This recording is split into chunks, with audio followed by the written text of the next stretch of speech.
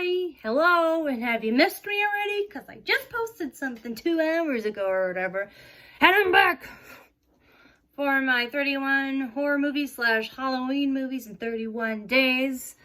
Don't forget to subscribe to my channel, hit the bell so you don't miss out on any movie reviews, and don't forget to like this video if you indeed like this video. I'd like to know if you liked it or not, I guess. I could say for sure that's correct. Yeah. Where was I and where was I going with that? Couldn't tell you. Okay, so the last video I was telling you about how I found the Turner Classic Movie Channel on the flight I had going to Florida. And I watched Frankenstein Must Be Destroyed. And of course, like right after that movie ended, another one popped up that I was like, I have never heard of this one before. I'm just gonna have to, I'm gonna stay on this channel. See where it takes me, you know what I'm saying? See where it takes me. And obviously this was all done by like the same, I don't know if it's like the same producer, same studio, or, you know, still kind of along the same lines as Frankenstein Must Be Disturbed. Today I am reviewing Taste the Blood of Dracula. Ooh. Made in 1970. What's so funny is the last one was rated PG-13, which I was a little bit horrified by. Like, there's horrifying scenes in it. This one's rated R, and I'm not sure why. But we'll get into that. Okay, so the IMDb synopsis for Taste the Blood of Dracula. Three distinguished English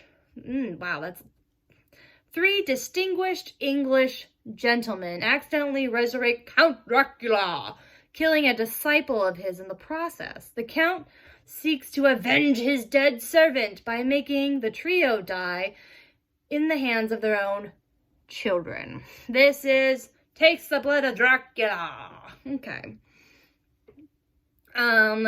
This is directed by Peter Sasdy, and it is starring the one and only Christopher Lee, which he has done many, if you didn't know, many different Dracula movies, but he also is known for being Sauron from the Lord of the Rings trilogy and Count Dooku from Star Wars, the prequels that nobody freaking talks about. Anyways, so he's iconic today. He was iconic then. He's just an icon, all right?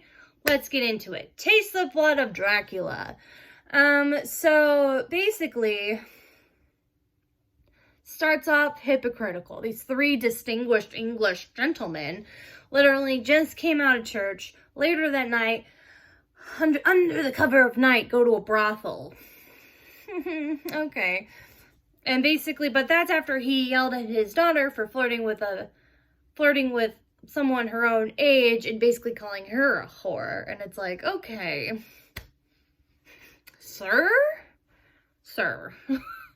There's a lot of levels here that I don't think you're seeing. And I think you need to take a step back and go, maybe I shouldn't be going to a brothel if I'm worried about my daughter becoming a hoe. I don't know. I'm just saying. Basically, so then, but you find out that, like, even though they go to this brothel every Sunday night, which seems a little, why Sunday night? Or it's the third Sunday of every month or something like that. Anyways, they're completely bored.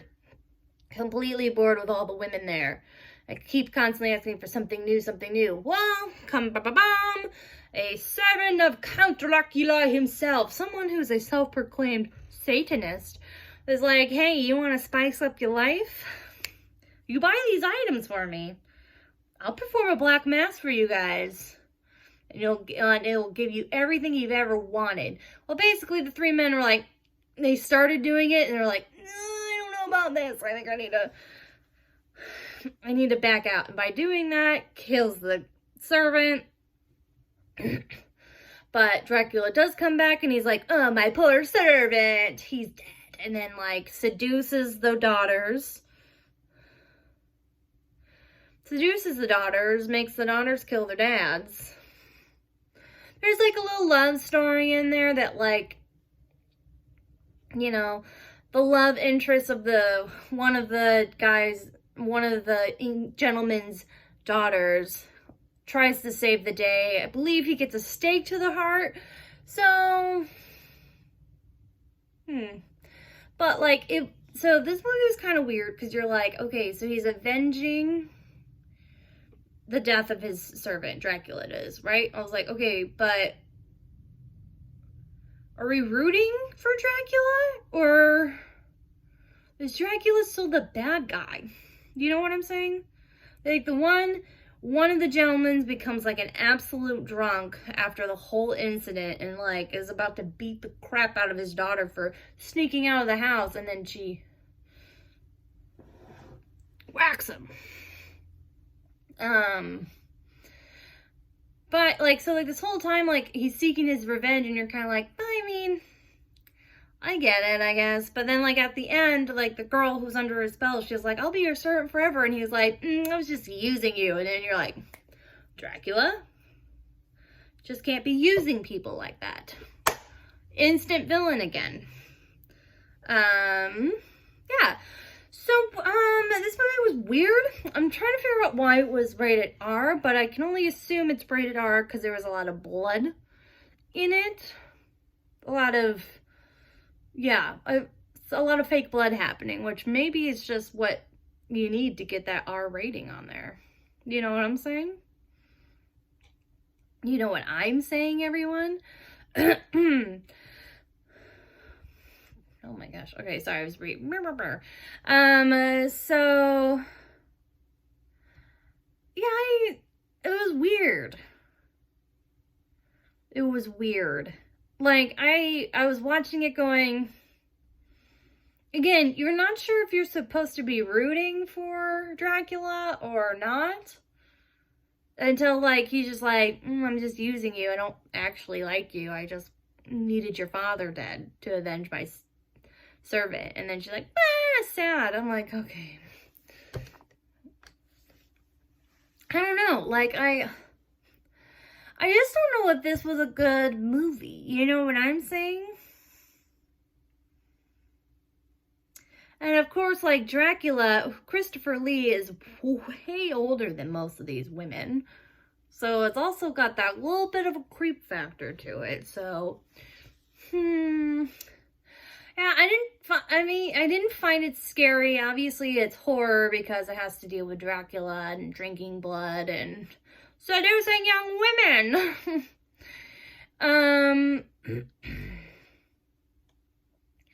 Yeah, I don't know, like, I wanted it to be, so, like, what I like about the two movies that I watched, right, the, Frankenstein Must Be Destroyed and The Blood of Dracula, what I liked is they took the original type, took the original character and decided to put a spin on this story.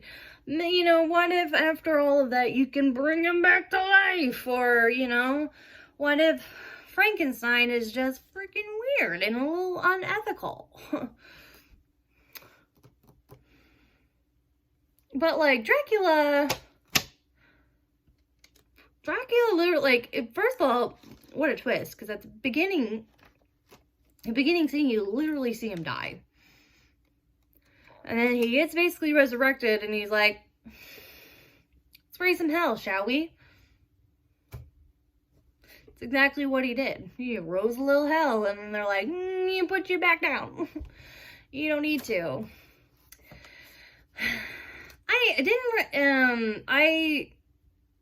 I don't know, like, it's just kind of weird.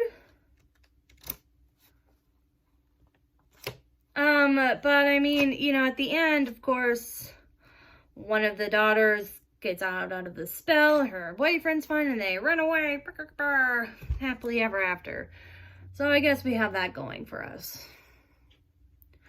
I'm gonna give The Taste the Blood of Dracula, I'm gonna give it 2.5 stars. I really didn't like it. I wanted to like it because it is Christopher Lee, and, like, he's kind of iconic as Dracula. not as iconic as Bela Lugosi, but iconic in his own right. But I just did not like this. I don't know, like, maybe it's just, well, I mean, I watched it a couple days ago, so, you would think it'd be fresh in my mind, but no. Yeah, I give it 2.5 stars. Like, look, it wasn't scary. Nothing really horrifying happened, to be honest. I mean, unless you find kids murdering their parents horrifying. Which just don't be a bad parent, I guess. I don't know. Don't beat your daughter up because she wants to find love in a hopeless place. Anyways, yeah, 2.5 stars. It really wasn't that great. Like, yeah, they had the blood in there. It's Dracula, kind of horror kind of thing. But it was really just, I'd seen better Dracula movies now, haven't I? I sure have. So this was this was Taste the Blood of Dracula. And it's 2.5 stars. Thank you for watching this video. Subscribe to my channel. Don't forget to hit the bell so you don't miss out on any other movie reviews. And don't forget to like the video if you like the video. If you're like, Lisa, this one was not great, tell me that too. I don't mind. Feedback is always great, guys. Okay? Well, that was... I'm like, now I've been ending these, haven't I? Okay, that was the Taste of Blood of Dracula. I will be back soon with another movie review for you.